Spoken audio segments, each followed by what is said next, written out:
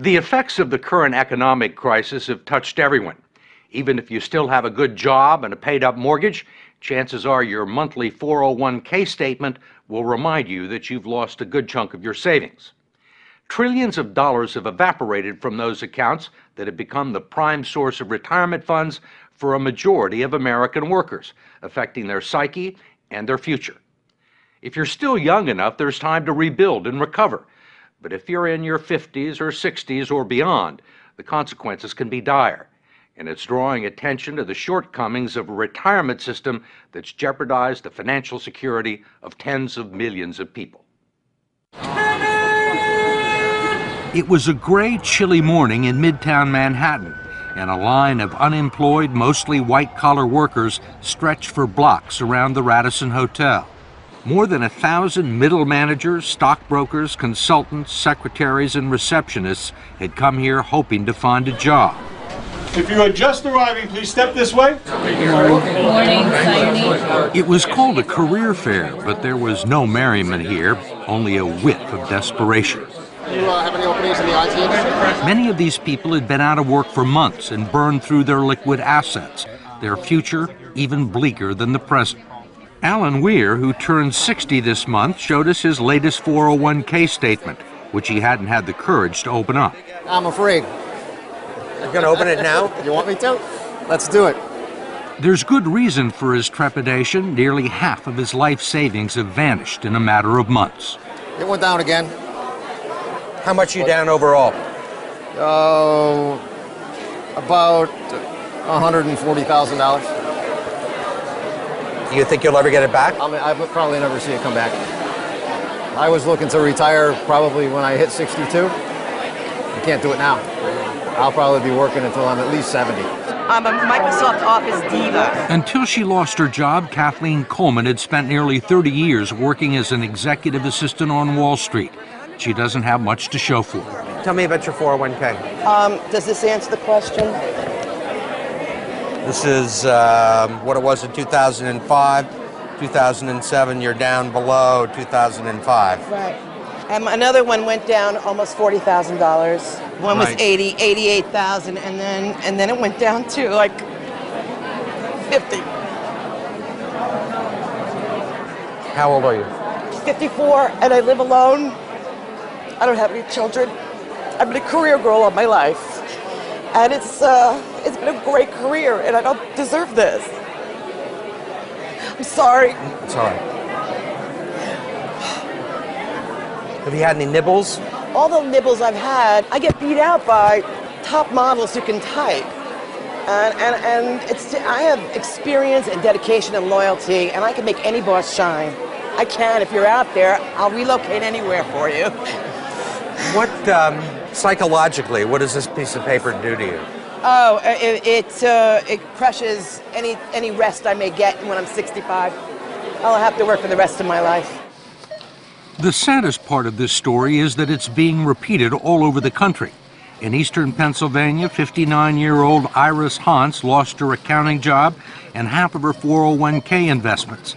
She's now back in the workforce as a part-time cashier in a grocery store. Your debit card. You have a great day. In Dearborn, Michigan, Terry and Donna McNally are barely holding on. He lost his sales job in August. The condo they bought 15 years ago is worth less than their mortgage, and 40% of his 401k retirement savings is gone. Donna is the main provider now. Let me hear you count to 10. Can you count to 10? 1, 2, running a daycare center out of their home. 6, 7, 8, 9, 10.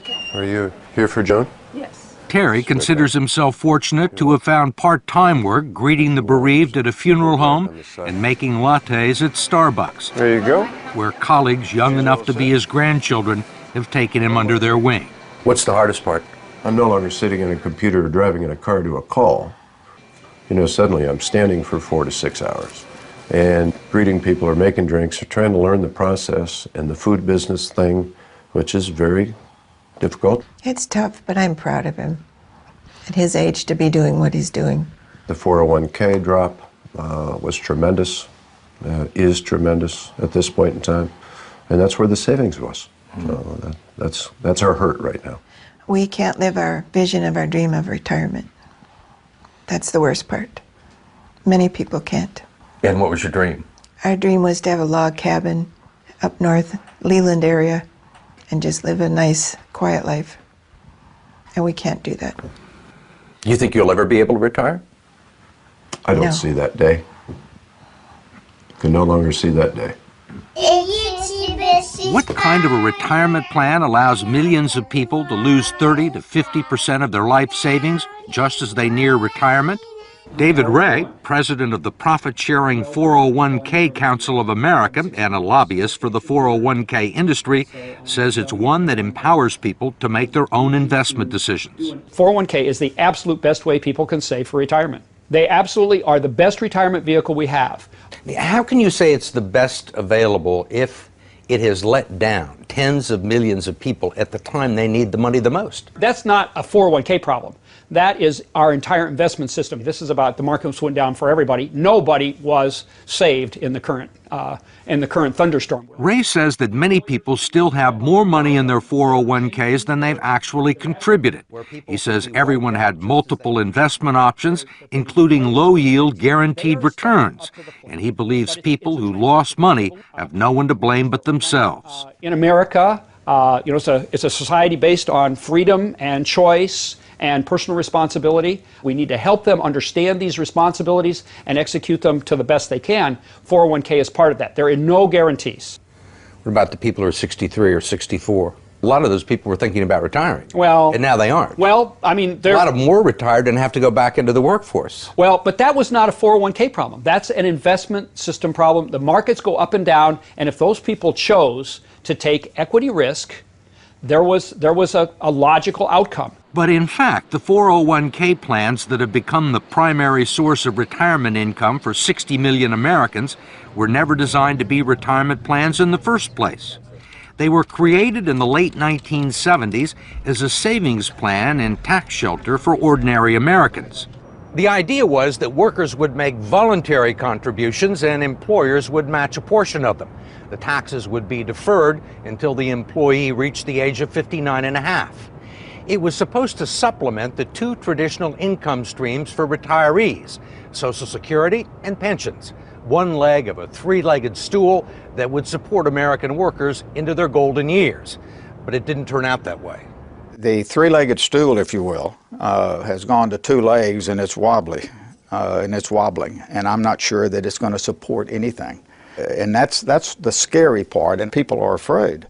Brooks Hamilton has helped design retirement plans for some of the country's largest corporations. He says 401ks turned out to be so much cheaper than funding pensions that many companies decided to freeze their pension plans and replace them with 401ks. The decision created millions of new employee investors for Wall Street and the financial community, and they pounced on the opportunity. If you go back and track the mutual fund growth in assets, and you track the growth in 401k plans, it looks like a railroad track leading to the sky. They are parallel tracks. So the big beneficiaries were the mutual funds. That's right. That's correct. When employers began turning 401ks into retirement plans, the financial community was not shy about promoting them as such. The prospect of trillions of dollars in the hands of unsophisticated investors opened the door for all sorts of potential abuses. The fact is that the typical 401k investor is a financial novice. They don't know a stock from a bond. And we give them a list of 20 or 30 mutual funds with really, really powerful names. You know, they sound like, gee, that's where I want to have my money. What are generally the quality of the mutual funds and 401k plans? Mediocre. I'll be real honest with you. With half the funds on the list, really dogs, what people would characterize as dogs, shouldn't be on the list to start with. There clearly has been a raid on these funds by the people of Wall Street, and it's cost the savers and the future retirees a lot of money that would otherwise be in their account, independent of the financial collapse. Representative George Miller of California is chairman of the House Committee on Education and Labor and a staunch critic of the 401k industry, especially its practice of deducting more than a dozen undisclosed fees from its clients' 401k accounts. Now you got a bunch of economic wizards jumping in and taking money out of your retirement plan, and they don't want to tell you how much. You can't decipher it in simple English, and they're not interested in disclosing it or having any transparency about it. And most of the people that look at their 401ks have no idea that these fees are being taken out. No. Where would you find it? Where would you find these fees in this prospectus? You can look on any page you want, and when you're all done reading it, and you will find some of the fees and the commissions here, but you won't find them all, and I bet you won't find half of them. There are legal fees, trustee fees, transactional fees, stewardship fees, bookkeeping fees, finder's fees, and the list goes on and on. Miller's committee has heard testimony that they can eat up half the income in some 401k plans over a 30-year span, but he has not been able to stop it. We tried to just put in some disclosure and transparency in these fees, and we felt the full fury of that financial lobbying. David Ray, a lobbyist for the 401k industry, says he favors disclosing the fees, but his partners in the financial industry don't. You think most people know these fees exist? I think they know that there are fees. They don't know exactly how large they are. Why do you think the financial services industry is opposed to fee transparency? I don't know that they're opposed to it. I think the issue is... You don't think they're opposed to it? Well, they want to keep... You're a lobbyist in Washington, right? You know they're opposed to it. George Miller hasn't been able to get a bill to the floor. I think they want to keep the systems as simple and not make changes. They like the way things are, and whenever you push people out of their comfort zones, you know, it's an issue. I mean, they're comfortable with the situation because they're making a ton of money, or they have made a ton of money. Well, and their systems are set up in certain ways. You know, this is going to be a big change. We wanted to ask David Ray, who's been so bullish on 401k plans, one last question about what the future holds for people like Terry and Donna McNally and Kathleen Coleman, who you met at the beginning of this story. Dedicated, loyal, I can be there, there's nothing standing in my way. Thank you. Need a babysitter? Most of the people that we've talked to are 50 and 60 years old, right, and have sustained these losses, say there is no way they're ever going to make them back. Right. Do you agree with that? I think we have to be truth tellers. I think that when a person has hit this point and we've had this unfortunate situation, I don't think we can misrepresent what the possibilities are. And the reality is that money's not coming back that they've lost. They can't count on it. They have to, maybe they have maybe if they work 10 more years, it'll come back by the 10, but it's important that they not have unrealistic expectations. For more information on your 401k, go to 60minutes.com.